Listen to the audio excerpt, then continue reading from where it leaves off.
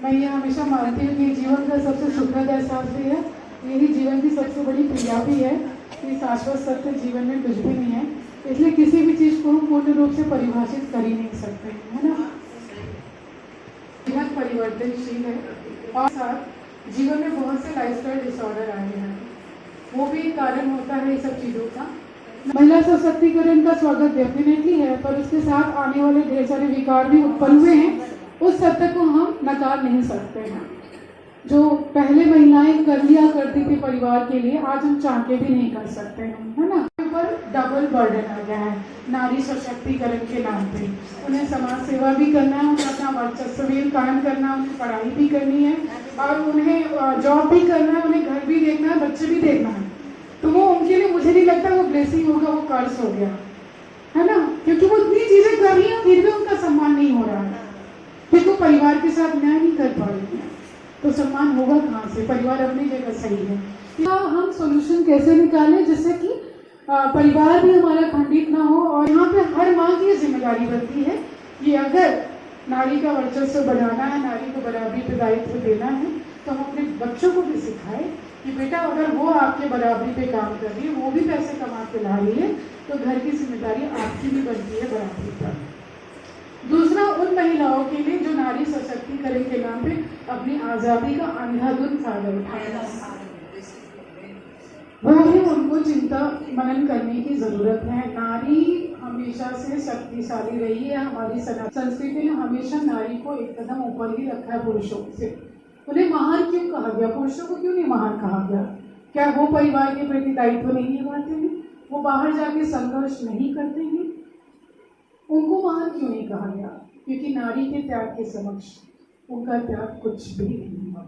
नारी को अपनी इस शक्ति को भी पहचानने की जरूरत है, उसका सम्मान करने की जरूरत है। संयुक्त परिवार सौभाग्य है, निश्चित रूप से।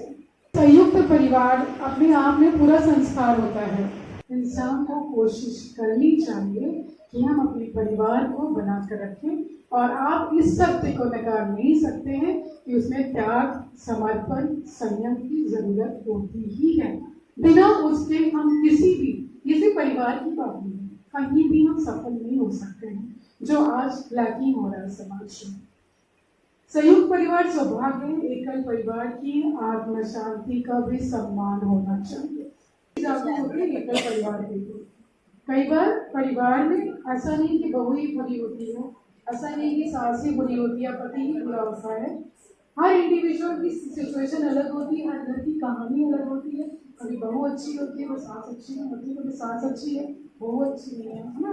कभी पति को बुरा हो सकता है।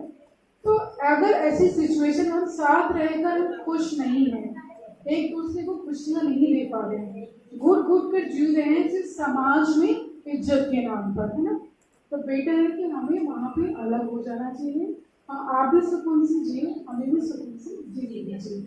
तो ऐसी जगह हमें अच्छे वाली सिचुएशन का भी सम्मान करना चाहिए। मैं इसको सराहनीय अभी भी नहीं कह रही हूँ, पर हर किसी इंडिविजुअल की कहानी अलग होती है। इंडिविजुअल को इन 3 चीजों के लिए जज नहीं करना चाहिए। 7 जन्मों का रिश्ता सौभाग्य है, पर तलाक की आत्म शांति का भी सम्मान होना चाहिए। मैं विवाह विच्छेद की बात करूंगी कि उसका सम्मान, मैंने उसको सराहनीय नहीं बोला है, पर उसका सम्मान होना चाहिए, मैंने ये बोला है। लेकिन क्या होता है कि जब इंसानी स्तर पे कोई गलती होती है तो मैं तो ये कहती हूँ सह लेना चाहिए, सैक्रिफाइस कर लेना चाहिए। और ये जो आज का मिलना ना, हमें अपने लिए जीना है। अपने लिए जीने क्या होता है ये डेफिनेशन मुझे समझ में नहीं आता। अपनों के लिए जीने में जो खुशी होती है ना, वो अपने लिए जीने में खुशी नहीं होती है। पहली बात यहाँ सुधार की जरूरत है। अगर हम अपनों को प्यार करते हैं तो हमें वहाँ सैक्रिफाइस करने में एक दूसरे की तकलीफ नहीं होती है। बच्चा बीमार होता है, पूरी रात जाग लेते हैं हम, और उसमें हमें कोई तकलीफ नहीं होती है, हमें बहुत खुशी होती है। विवाह विच्छेद की एक पॉइंट है कि वहाँ हमें क्यों सम्मान करना चाहिए। नॉर्मली आप देखेंगे जो लोग डिवोर्सी होते हैं, जिनका डिवोर्स होता है, उनको गलत नजरिए से उनको देखा जाता है ना। वो गलत नजरिया हमें रोकने की जरूरत है, क्योंकि सबकी कहानी एक जैसी नहीं होती है, सब सौभाग्यशाली नहीं होते हैं। 2 इंसानों के बीच का टकराव तो संभाला जा सकता है, लेकिन अगर सामने वाला रावण है तो आप अपनी बच्ची को सीता बनने का उदाहरण कैसे दे सकते हैं?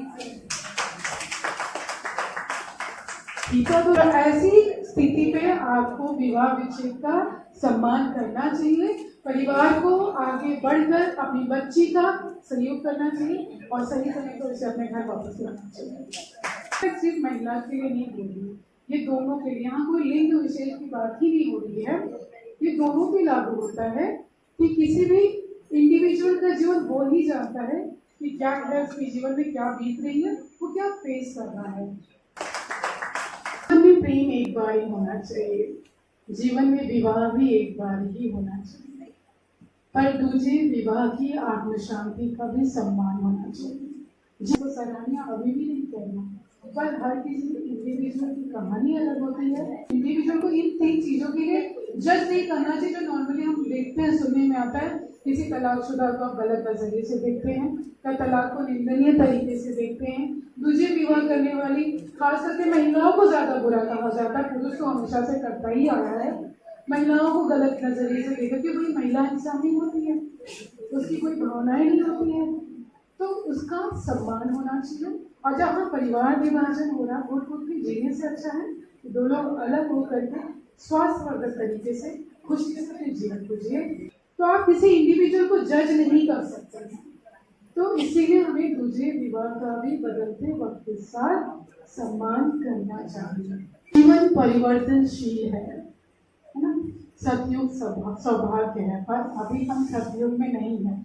इस सत्य को भी हमें स्वीकार करने की जरूरत है ना। हर युग अपनी कहानी रचता है, हर युग अपनी कहानी रचता है। सतयुग सौभाग्य है, कलयुगी आत्म शांति रूपी परिवर्तन का भी सम्मान होना चाहिए।